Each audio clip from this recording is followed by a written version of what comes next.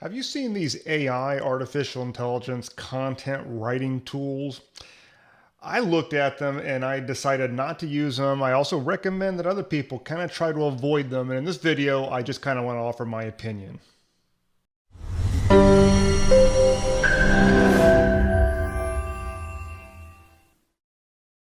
This is Jarvis. Now, Jarvis is one of the more popular artificial intelligence content writing tools out there. There's definitely other ones out there. I think I've even seen some offered on AppSumo before. But this is one of the better marketed ones. You can kind of see what the headline is here. Let Jarvis write your clever headlines. It just keeps flashing. Sales emails. We're talking about having a robot, a piece of software, write your video scripts. Google ads. I mean, you can see how this thing is marketed. Even though it's called a tool, it's literally being marketed to the idea that it's going to write your content for you. Okay. And it's a pretty well marketed tool. I've been seeing a lot of people talk about this thing. It's got a whole Facebook group in there, and I actually purchased it. Now, I canceled it pretty shortly thereafter, and I think I even got a refund for it because it was not going to be useful for me. But in this video, I just want to offer my opinion on this tool and mainly AI tools in general.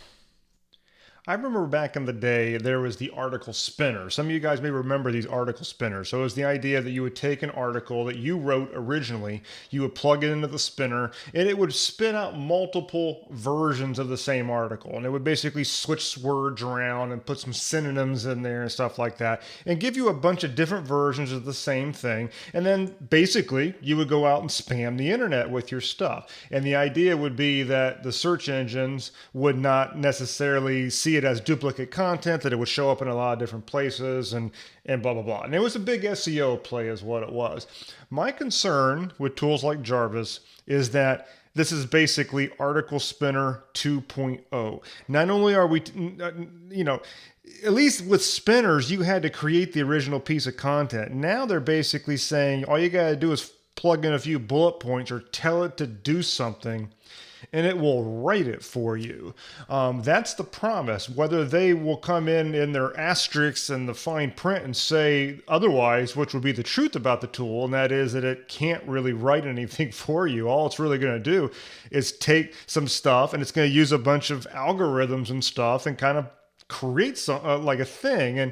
But it would be like telling a painter that the print of their picture is the same thing.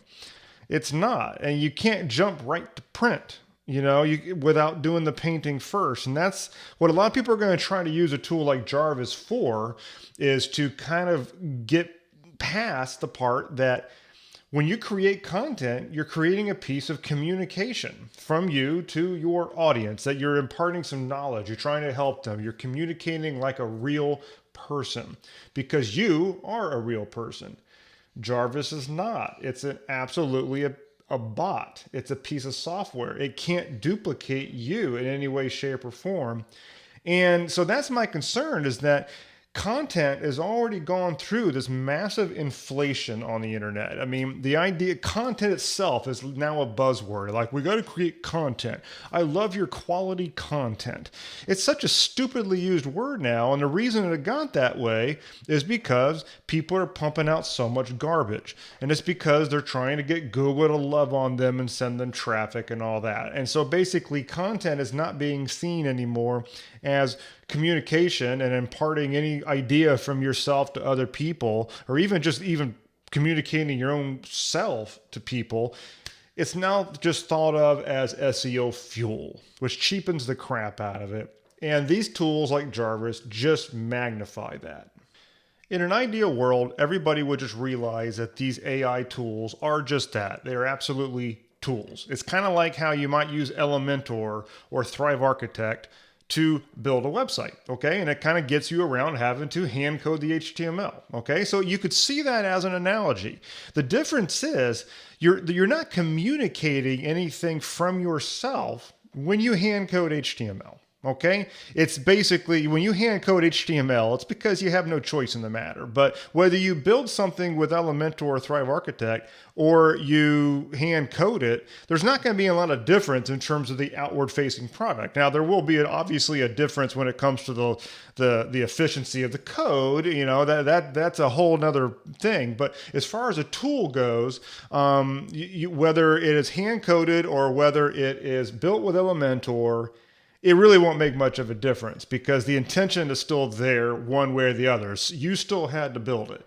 Now let's go over to Jarvis. The thing about Jarvis is that it could be looked at the same way. You feed some ideas into it, and then it outputs some stuff.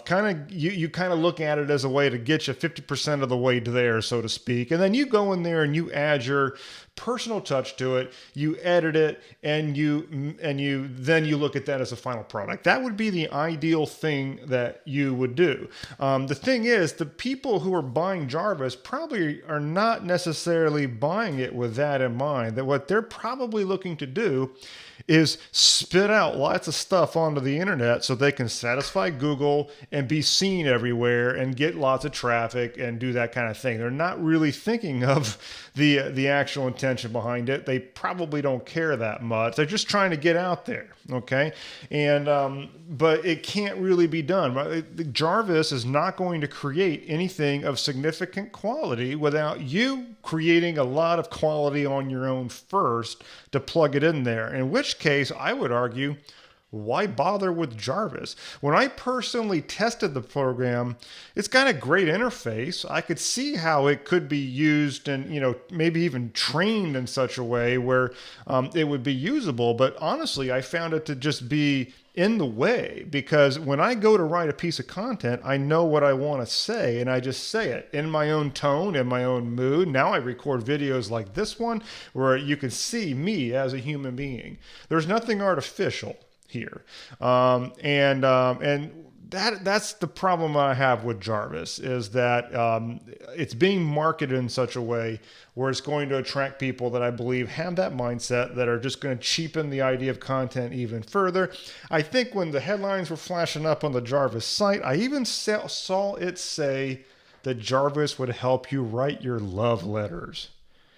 Does anything demonstrate the point more than that? I mean, do you think that your significant other is going to appreciate something if they found out that Jarvis wrote it? Give me a freaking break. Anyways, this is not a tutorial like I often do. This is not a how-to. This is not anything that I'm going to review Jarvis. Jarvis, for what it does, looks like a very, very good tool. And there are lots of people out there talking about Jarvis. If you want to learn more about how it works, a lot of them are probably affiliates for it, so they're probably incentivized to also say good things about Jarvis. Take it for what it is. I simply wanted to offer my 2 cents about how I look at Jarvis and other tools like it, because there are other AI-powered tools that are supposed to write your content for you. But this is why I will not be using one. You will not see me ever promoting one at the Blog Marketing Academy. And I'm not even going to advocate for you using one. At the end of the day, this is just one of those things that I'm not going to get into because I don't think it makes the internet a better place. Thanks for listening. Talk to you later.